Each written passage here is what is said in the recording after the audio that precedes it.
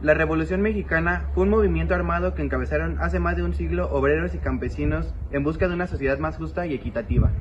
El 20 de noviembre de 1910 hubo un conflicto armado en el país conocido como la Revolución Mexicana, uno de los movimientos que marcó la dirección de la nación y cambió la política dictatorial de Porfirio Díaz, de 1876 hasta 1911.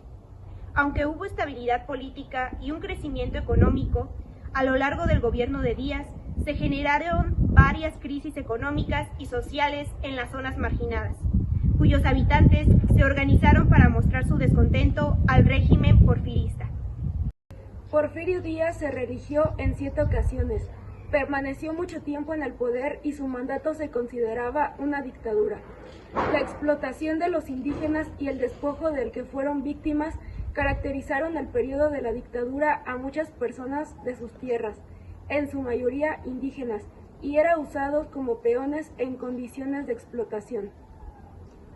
Díaz también permitió la explotación del petróleo mexicano por compañías extranjeras.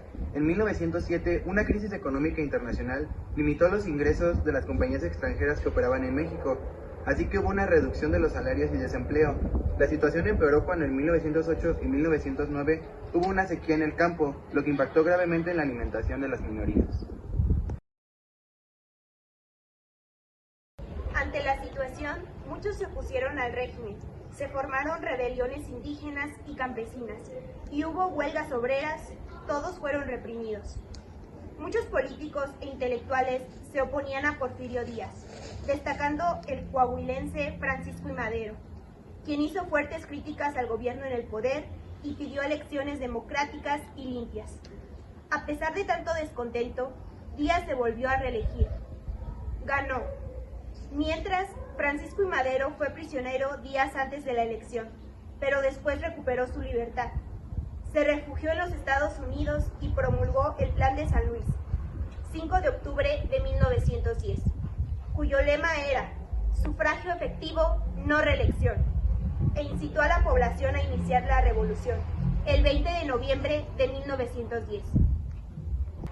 En el plan, Madero declaraba nulas las elecciones y se reconocía como presidente provisional y jefe de la revolución. Asimismo, se reivindicaban los derechos de los obreros e indígenas en México.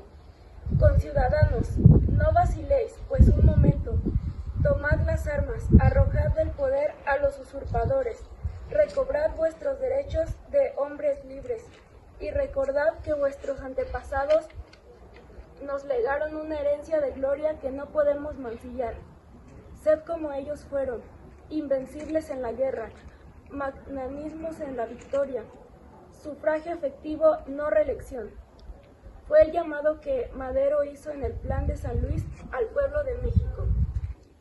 Los movimientos armados, donde se perdieron muchas vidas, pero gracias a eso se promulgó la Constitución Política de 1917 y renunció Porfirio Díaz. Fueron encabezados por Pascual Orozco, Francisco, Pancho Villa y Emiliano Zapata. Por esto, el 20 de noviembre, los mexicanos recuerdan a aquellos que dejaron sus vidas para entregar a las nuevas generaciones un México mejor. Mejor morir luchando por la libertad que ser un prisionero todos los días de tu vida. CECITE Guanajuato.